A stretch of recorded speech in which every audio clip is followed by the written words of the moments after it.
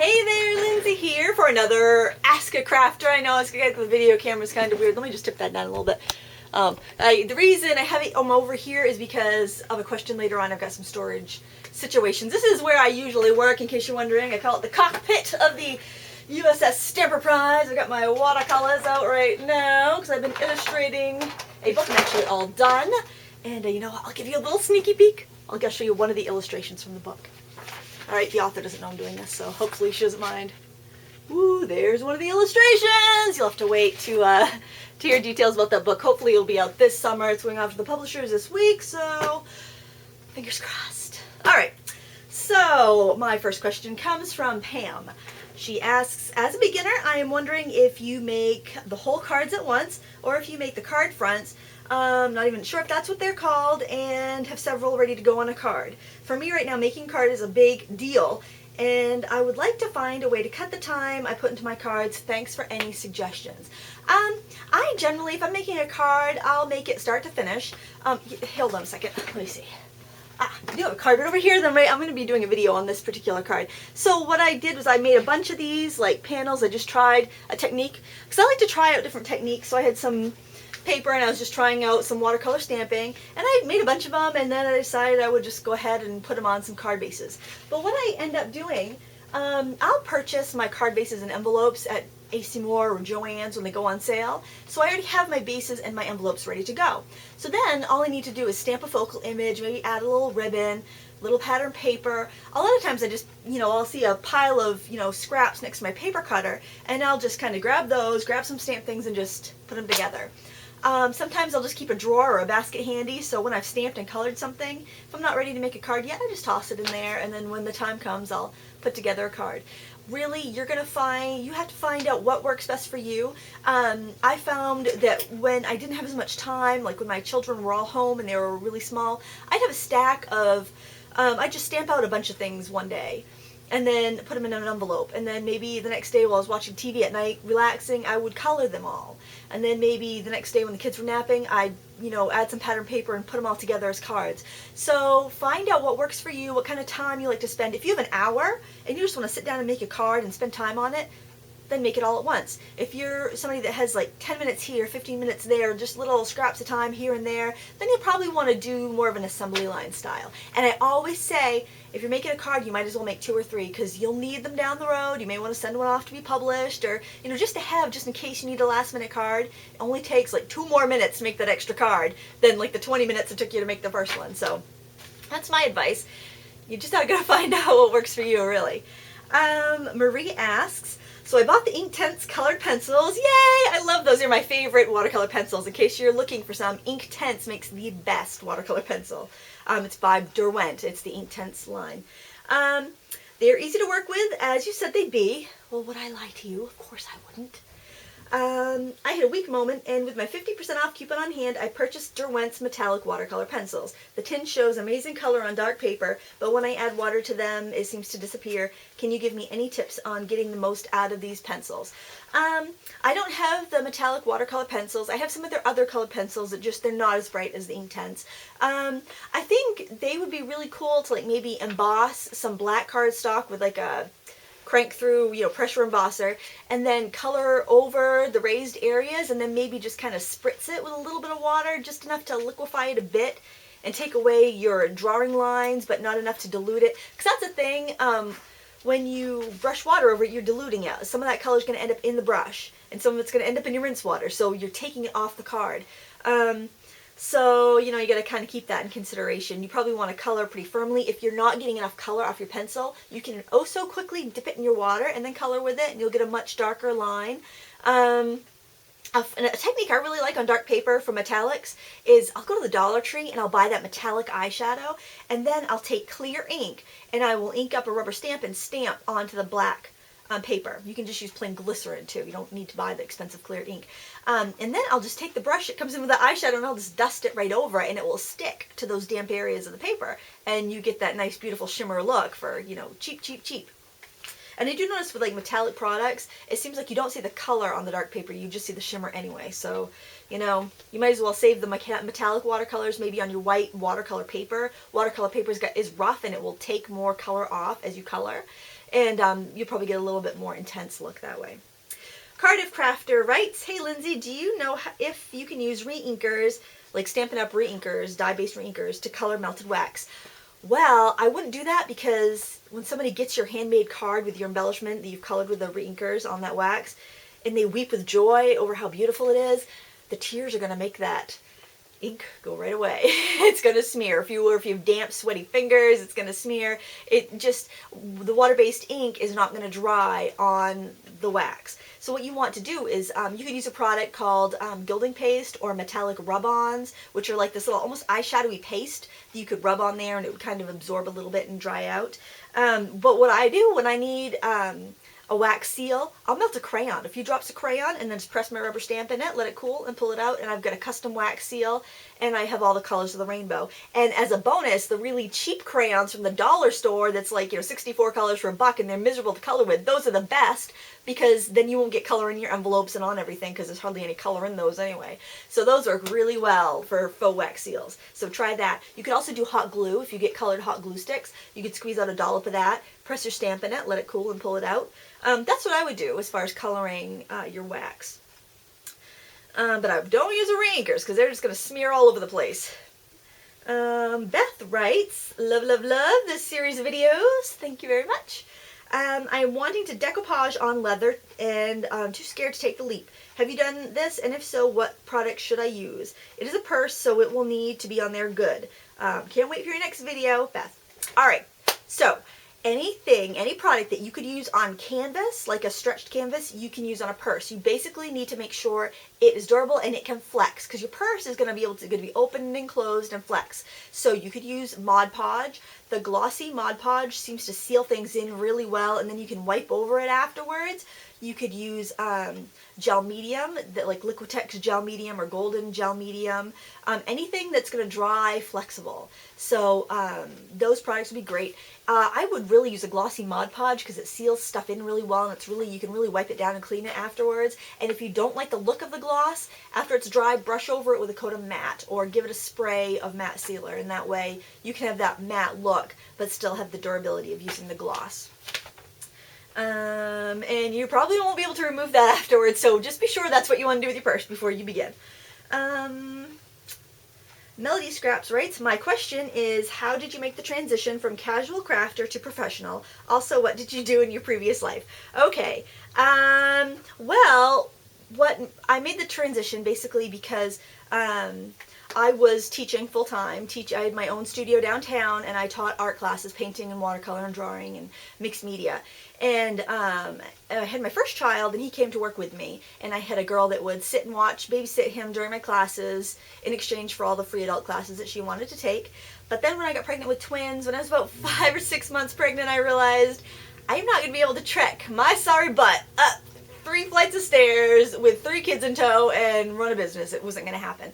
So I closed that up, and I was a stay-at-home mom for a little while, for a couple months before I realized, well, I really would like to do a little something and to contribute a little bit to my family's income. And scrapbooking was so popular at this time, and I'd subscribed to a couple magazines, and I kept seeing these scrapbook pages that in my mind looked as nice as anything I was creating. So I thought, well, gee, these are just moms sending in their pages to be published. Maybe I can do that.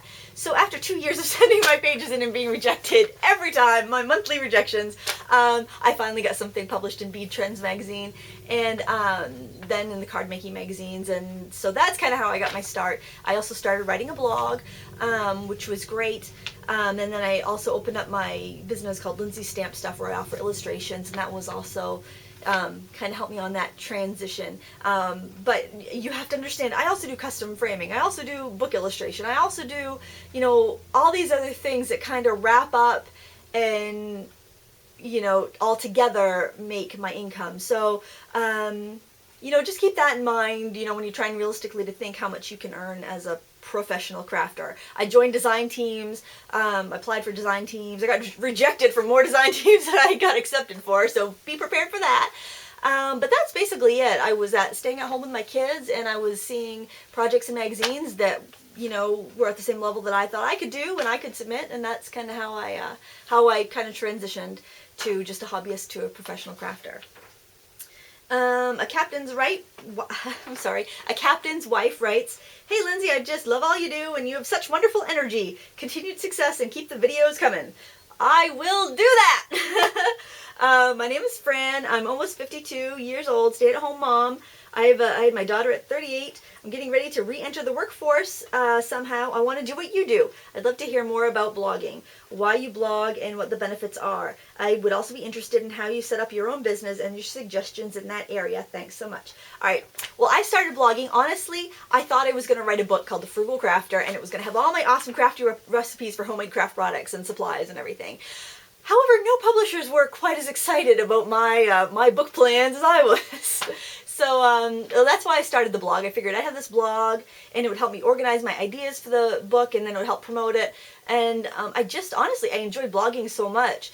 It was just a way to kind of document the things that I was making.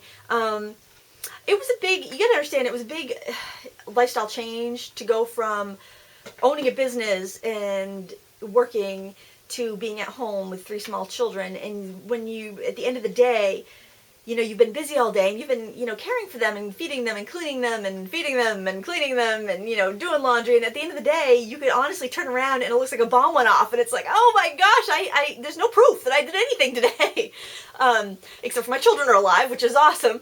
But, I didn't have anything that stuck, basically. So when I made a card or I made a scrapbook page, that stayed done. So that's why I blogged, because basically I wanted to be able to look back and say, look, I did something that day that stayed, that didn't need to be redone in 20 minutes, unlike a floor that needs to be reswept. So that's kind of why I started blogging. But then I realized that I could actually earn an income through my blog just by taking on sponsorships from different craft companies and promoting different craft products that I used and things like that. So then it just kind of slowly grew to a point where it was generating a tidy little income. So that's my advice, is if you want to start a blog, blog things that other people would be interested in. If you want to have views, if you just want to, have your own personal diary blog, that's fine. But if you want people to come in and look at it, you want to give them content that they'd be interested in. Whether you're a fantastic cook or you're a great seamstress, offer, what put your knowledge out there. Don't be stingy with it. If you know how to make, a 10-minute purse, put that out there. Put all that, information that other people will find helpful out there. If you're funny, write funny things that people, will get a kick out of reading. So, write about what you like and try to do it regularly, like a couple times a week or once a day. I start my day, I make my coffee, and I blog. First thing, right off the top of my head in the morning, before anybody else is awake. That's my schedule. But you see blogs where there's a post, and then it might be 3 months before there's another post. If your goal is to blog and have it turn into a business and get people reading, you need to blog frequently. So that would be my advice on blogging. And as for what I did in a previous life, I was actually a radio announcer. I was a DJ. I went to college for broadcasting, and it was a lot of fun. I love it. I'd do it again. It was just a ball. It's how I met my husband, actually. I was doing middays on an oldies station, and he was doing middays at a rock and roll station, and that's how we met. So it's kind of silly fun. My first job, actually, while I was still in college, was to be a love songs girl, which was basically at this easy listening station I worked for. People would call in and request songs for their sweeties, and you would have to be really mellow and syrupy, and you'd be like, that was, I can't even do this, great. You're like, well, that was Barry Manilow with Weekend in New England for Julie from Steve. I hope we can do that again soon next weekend. Coming up, we've got Rod Stewart, and you had to be all syrupy and all like, I can't believe I did that with a straight face, but I did. So that was my first job in radio, and it was fun.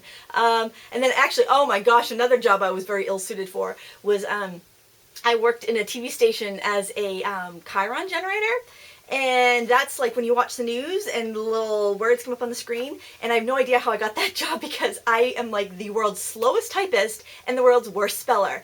And I remember abbreviating the word association wrong, so you can only imagine how that came across on screen. So yeah. I've had lots of jobs in past. I was a roller skating DJ at a roller rink. That was fun. I enjoyed that. I did a slew of minimum wage jobs that were really fun. And then I decided to open my own business. And working for myself is pretty awesome, I have to say. How did I get on that tangent? All right. Okay, yeah, I think that did I answer your question about how I set up my business? Basically, you know, I just kind of looked at what I could do that nobody else was doing and tried doing that. You know, I've also, you know, some work at craft fairs. I've rented stalls at antiques malls to sell my cards and paintings. You know, it's kind of a spider web of different things I do that I can, you know, earn some money at and still, you know, enjoy my life, basically. So I don't know if that helps you at all. You might want to join one of your state's crafting guilds and see, you know, what sort of resources they have for you as well, because when you have a big group like that, they generally can give you a lot of great advice, exposure, promotion, and that sort of stuff. Okay, just one more stamp. That's Wanda. She asks, please tell us why you started a YouTube channel. I'm so glad you did. Well, again, I saw other people doing it, and I thought, well, they're doing it, I can do that. So I didn't have a video camera. I actually had just a point and shoot. The camera, I think I showed you in my how to shoot video, the little tiny point and shoot one, I used that. And I just decided to film myself making a card. And YouTube had a limit of 10 minutes for when you're a beginner YouTuber. You have like a 10-minute, at least you did back then. You had a 10-minute window, you had to fit it all in, which is probably good because I would have been making 45-minute videos on how to glue a button onto a card or something. So I did that and I got some good feedback, and you know, when you get nice feedback, it makes you want to do more. You know, when you guys leave comments, it's like, yay, I want to make more videos, these people are awesome and so appreciative. So I just started making videos, and then I would just kind of do a technique video here, and if somebody would ask me to do a video, I usually would, you know, so I just do a lot of stuff like that. And then when I was like releasing my own products, I do a video like how to put together this mailbox template or how to use a digital stamp, different stuff like that. So it also helped enhance my business too, but mostly I just did it for the fun. You know, I enjoyed watching other people's videos, so I thought I would contribute as well. Oh, and I do have another question about that. I want to add this here. Sherry 7495 writes, you are my favorite YouTuber, but what I'm wondering is, who are YouTubers that you watch that offer great tips and inspiration? I hop around a lot on YouTube because I generally will look up videos when I'm going to do something. Like I've got a big resin project that's going to be happening soon, and I've never used it before, so I've been watching a lot of videos by Resin Obsession. I love the videos by Bead. They have a very well-spoken, mellow lady that does these videos. She's fabulous, and she really explains stuff really well. I like the videos on the Blick art material videos, since I teach a lot of kids classes. A lot of times there's a lot of really great ideas that are kind of like cross-curriculum ideas. So if I know the kids are studying Native Americans in school, I can do a Native American craft. They have a lot of cross-curriculum projects that I like to see. Let's see, who else do I really like? Oh, Canal Crafts, it's another jewelry making YouTube channel. I really like them. There's a lady, she's great. Her name is Noelle Hyman. That's her YouTube channel, and she does that audio podcast, the Paper Clipping Roundtable, and she always films stuff at the Craft and Hobby Association shows. So she always has interviews with like Tim Holtz and Tris Collins and people like that are releasing new products. So that's kind of nice because you can see what's going on in the crafty world, because I never go to those things. I'm just a little peon, so I don't go to any of those shows or anything. So I do like those videos because they usually have some really cool demos. Oh boy, the Hero Arts has a good channel. Jennifer McGuire does some really good videos for them. And the other girls do too that are on the Hero Arts design team. Let's see, who else do I watch? Thinking, do you see the steam? That's what's coming to mind right now. Oh, I like Friendly Plastic TV and their host Linda Peterson, who also has her own YouTube channel. She just says some really fun jewelry stuff, and I really like to watch them work with Friendly Plastic. I haven't had that much luck myself with it, but I've got old Friendly Plastic, but I do like to watch that. So, there you have it for my YouTube channels that I like to watch. Okay, Bubbly 409 writes, my question is, how do you part with your beautiful creations? I have trouble sending cards to people, let alone letting my stuff go to a complete stranger. Well, I've got a theory, and I've always had this theory about art. I started selling paintings and painted birdhouses and stuff like that when I was a little kid. I was like, oh, probably 9 or 10, and my parents had a hardware store, and I would always be like very casually bringing my creations in and setting them, you know, some places where they wouldn't be in the way, where people could purchase them if they liked, and then I would like do custom work and stuff like that. I always had that kind of like drive, the entrepreneurial drive that, you know, I like to sell stuff that I made. It makes you feel good to sell things that you make. So that's kind of how I got started. So I never was really attached to things that I made. And then, you know, being a starving artist as I grew up, I was always making people presents because I didn't have the money to go out and buy anything really nice. So I would make jewelry or paintings or knit something or sew something. So I never had a problem getting rid of it because I think it's all about the creation of the process, and that's the part you really enjoy.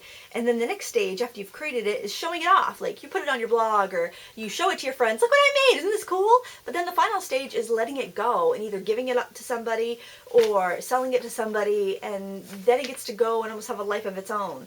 So I've always thought that that's kind of part of the stage of art. It's the creation, then the showing it off, and then the letting it go. And that's just how I've always looked at my artwork.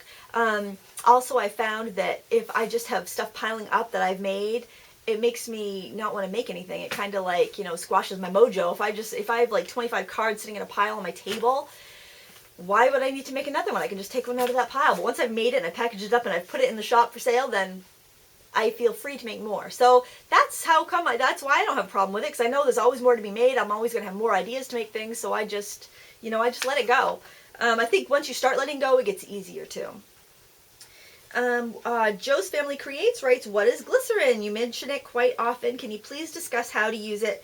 Cleaner, blender, etc. P.S. You've become part of my daily routine for the last year. I look forward to so much more inspiration, chuckles in the future. Thanks so much, Lindsay, from Joanne. Okay, Joanne, glycerin is great. It's basically, it's clear, it's slick, slippery, moisturizing, and a sweetener kind of. It's can be used in food production. It's used in cosmetics. It's used in pharmaceuticals. It's basically it's like a thickener, like a smoothing agent, and a lubricant all in one. So that's why it's so great in your blender. Your blending pens. There's glycerin in that because it helps your pen glide across the paper instead of, you know, disturbing it and pilling it up. It's what clear ink is basically. If you have a clear ink pad, you can use glycerin to re-ink it. It's thick and sticky, and when you stamp with it, then it'll stay sticky, so it can hold your embossing powders, or it'll keep your paper damp, so you can like dab chalk on it and make it stick. It almost acts like an adhesive. It's just really fabulous. I get the kind at the health food store because then I can use it in cosmetic stuff. I can use it in soap. I can use it in you know, crafty stuff like re-inking an ink pad or making my own pigment ink.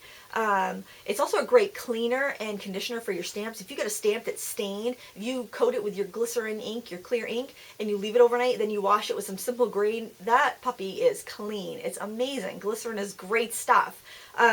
So those are just a few of the uses. I keep a bottle of it up in my cupboard. It might actually be, yes, it's right here actually. Look at this.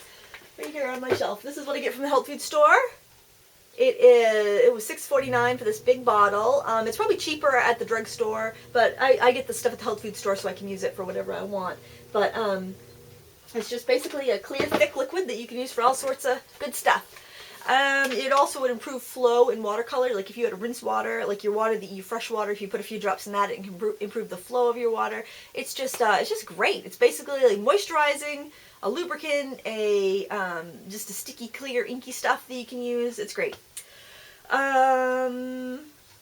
Destiny24 writes, this past weekend I bought a basket full of foam stamps at a yard sale. I have a really hard time passing up cheap craft supplies. I am with you, sister. I am totally there.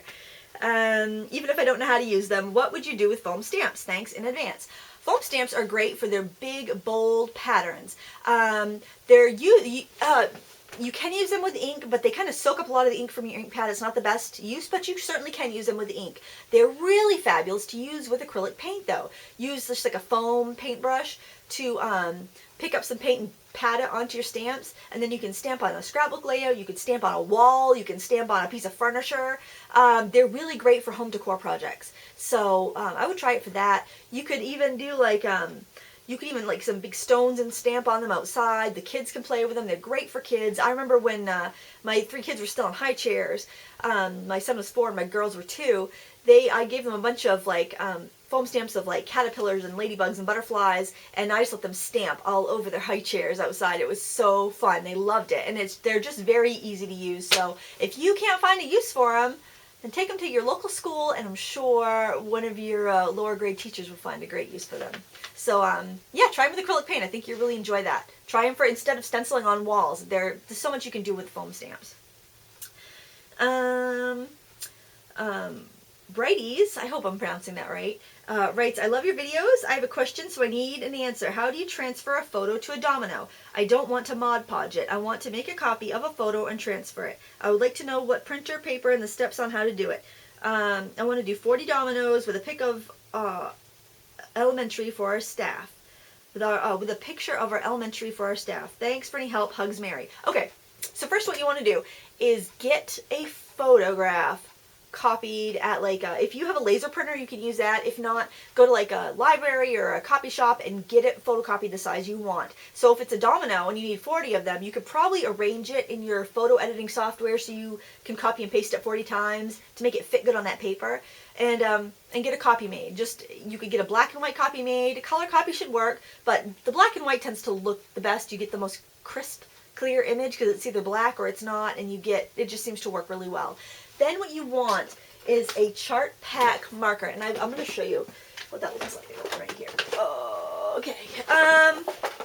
These are chalk. I keep them separate because their base is xylene instead of alcohol. So what you want is the clear one, and that's this right here. Oh no, that's gray. I'm lying to you. There we go. No, that's black. Ah, here's the clear one. My goodness gracious. Okay, so you want the clear blender chart pack marker. See that? And they're probably like $5.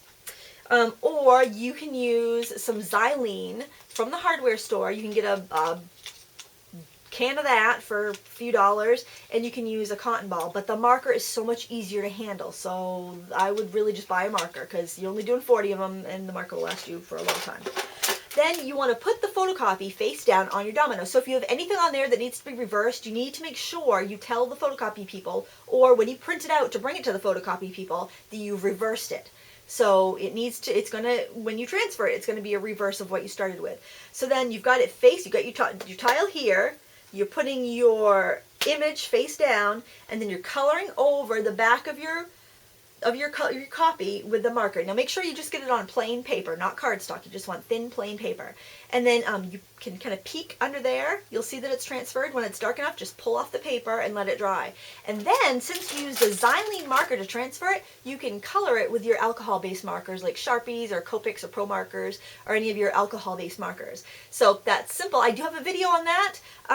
It's a coaster. I used coasters and I did some big digital stamps on them, and that is on my YouTube channel as well, and I'll try to put a little linky thing, hopefully. I'll try in the next day or two, hopefully, where you can just look on my channel. Put that away. Alright, so let's see. What do we have next? Okay, Juan asks, I watched till the end just like the last one. Anyway, thank you for your advice, and thank you for taking the time to make these videos for us. I'd like to know more about organizing on a really small space and maybe on a low budget. And when I say small, I mean small. I only have a desk to store all my craft supplies, and I can't get more because I don't have enough room. Thank you in advance. Okay, so I had a few questions from Juan because I wanted to make sure that I answered his question well. So I asked him what kind of work he did, and he said he mostly does jewelry with recycled materials and also cold porcelain and sometimes crochet. Cold porcelain's like a clay you make with like cornstarch and glue, and you cook it, and it comes out very much like porcelain. It's kind of neat. And then I asked, what supplies do you mainly use? And he says, I have a lot of beads, paper in general, rhinestones, glues, and findings, all that fun stuff. And then I asked, how big is your desk area that you have to work, and if you can use the walls for your storage. And he said he measured it, And he said the main work area is, he actually works on the floor, and his desk is 23.5 inches by 11.5 inches. So really, really tight quarters here. So what I recommend is some modular storage. Now what I like to use are the rolling crates. You can get them at like Walmart or Target or Office Depot or Staples or whatever, but it's basically just a cart on wheels that has a lot of drawers, and you can put lots of stuff in there. Now, since you're dealing with small things, I'm going to show you just some of the things I used to store my little doodads in. These are pill containers. This is just from the Dollar Tree. They're $1, obviously. I would get clear so you could see what's in them a little bit. I had to make little labels on the top of mine so I could tell. But you just you could flip them up individually and get to your goodies there. These are fun. These are just these little Tic Tac containers. They sell them at Joann.com. They sell them at Oriental Trading. I got these at Walmart a few years ago, but I don't know if they still have them. But inside each of these little Tic Tac container, this big container, are 24 little Tic Tac containers. And then you put eyelets or beads or whatever in there. You could, of course, save Tic Tac containers. You know, that would work great. You know anybody that eats a lot of Tic Tacs, ask them to save the containers for you. Another thing I picked up at the dollar store were these divided like fish and tackle boxes. They're actually in the craft department, and they're great for beads. And the stuff doesn't, even if I tip it like that, the stuff in the compartments do not mix in with each other, so that's really good for beads. Here is something that is really good. I hope my skirt's down in the back. I got tights on underneath, that's alright. This is the Ultimate Stacker, and I really like these because you can kind of lock all your pieces together. Let me show you.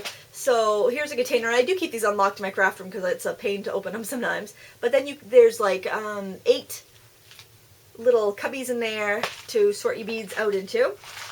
And they all stack up and lock together so they won't get spilled, and so you can keep little children out of them if you need to. So that would be my best jewelry advice. As far as paper, if you could find, if you're working with 12 by 12 paper, that's a little trickier because it's not a standard size. So you need to get like a scrapbook type, like accordion file or tote for that. If you're doing 8.5 inch by 11, you can get a few letter trays for the top of your desk. If you're working on the floor mainly, and you just use that desk surface for storage, you could probably put like a paper stack there, paper tray stack, or just try to find a crate that's about the same size. When you are buying products for the rest of your house, like maybe you're buying, I don't know, sandwich meat or something, maybe look and buy ones that are in containers that you might be able to wash and reuse for your storage. So that would be my advice. I really like the rolling carts. Let me see, let me just, I got one here, but I don't know if you can see it. Maybe if I roll it back, you'll be able to see it. Let me see if I can do this. Okay, you can see that a little bit. So it's got these drawers. This is one of the big scrapbooking ones made by Iris, so it would accommodate the 12 by 12 paper. It has lids that latch down, but I took them off so I could just get to my supplies better. But there are 6 drawers like that, and they hold a lot of stuff. So if you get one of those, you can hold tons of stuff, and then you could roll it into your bedroom. You mentioned you were in a shared space. So you really have to watch out for other people's, you know, you're sharing the space with other people, so you can't have your craft stuff all over the place. So if you can have it in something like that, you can roll into your bedroom when you're done, or at least when other people are using, like, the living room or whatever, you'll make everybody a lot happier, and people will be much more supportive about your work if it's not, you know, all over the house all the time. Trust me, I know. I moved from a 4-room suite downtown, plus an upstairs studio. When my twins were born, I had to put everything in my bedroom closet pretty much, and just any scrap of space I could find, so when I could move down to the basement and have all my stuff out, it was just so wonderful. But you know, you gotta create, you gotta do what you gotta do. But I think with small little containers that you can really make the best use of your space. Look for squares rather than circular containers, because you can fit more on a shelf. And then maybe you could even have like a pretty tablecloth to throw over it all when you're not working, to kind of keep everyone else in your family happy while you're still able to have your supplies out so you can create. All right, what else do we have here? Dinosaur writes, my question for you is how and where do you get all that energy? I think I need some lifestyle tips from you as well. If you'd be willing to share those, I'd love to hear them. Well, you know, I mean, I would just say, eat healthy, get exercise, create every day, you know, get away from the computer and go to your craft area and make something. I think that's it. I think those are my best tips as far as like having energy and whatnot. You know, a cup of coffee doesn't hurt. I think I'm due for another one right now. You know, just basically, yeah, you know, proper diet, get sleep, you know, sleep 8 hours a night. Then you'll be popping out of bed ready to, you know, go get them in the morning. That would be my advice, I guess. Tracy writes, great job on this video. Your ability to maintain that energy level for that length is astounding. How do you keep up with your videos, blog, social media, and still have time to craft? I started my blog to promote my crafting, but blogging takes so much time, I don't get the time to craft. I think that's quite common with a lot of bloggers. Remember, you don't have to write an epic every day. Your crafting should take more time than your blogging about your crafting, I think. And I know it doesn't always work that way. If you're doing like complex tutorials and stuff, it takes time. I understand that. But if you could keep to a schedule, like for me, my schedule is I get up, coffee, blog. My blogging takes like 15, 20 minutes, maybe a half an hour at tops. And then, you know, it's walk the dog, get the kids to school, shower, all that stuff. And then I'm down in the craft studio working. I don't do much for social media. My blog is networked to my Facebook, so that just pops up automatically. I just, you know, recently said, hey, invited people to follow me on Pinterest because I'm clueless. I don't really do the social media thing. I'm really clueless with that. I would say if you don't enjoy doing it, don't do it. You know, if you could just, you know, have your blog and network it to your Facebook account, that's pretty good. That's good enough, I think. I mean, I don't really do the social media too well. Or maybe you have if you have a friend that's really good at it that's willing to help you, you know, get up and running with that might help too. But basically, don't spend all your time in front of the computer. Spend time making things, and then I think the blogging and the social media will come more instinctively, because you could say, oh, I made this today, picture, and then you're off to your next thing. You know, if you give yourself 4 hours to write a blog post, then you're going to take all that time probably. So don't give yourself so much time to write it. Give yourself time to craft, and then, you know, then just blog it quickly. Okay, my last question is from Sherry. She says, you're my favorite YouTuber. What I'm wondering is, oh no, I already answered that because I skipped ahead. Look at that, I'm all done. And what are we at? 36 minutes. Not too bad, I suppose. I want to thank you so much for submitting your questions. If you have a question, then please leave a comment below the video. If you like this video, please give me a thumbs up and subscribe. And even share it. If you want to share, remember, sharing is caring. So that would be fun too if you wanted to share this. It's pretty long. I don't know if the... I think this is maybe only for the staunchest of crafters. They want to listen to me gab for 36 minutes. As always, I want to thank you for watching. Until next time, happy crafting!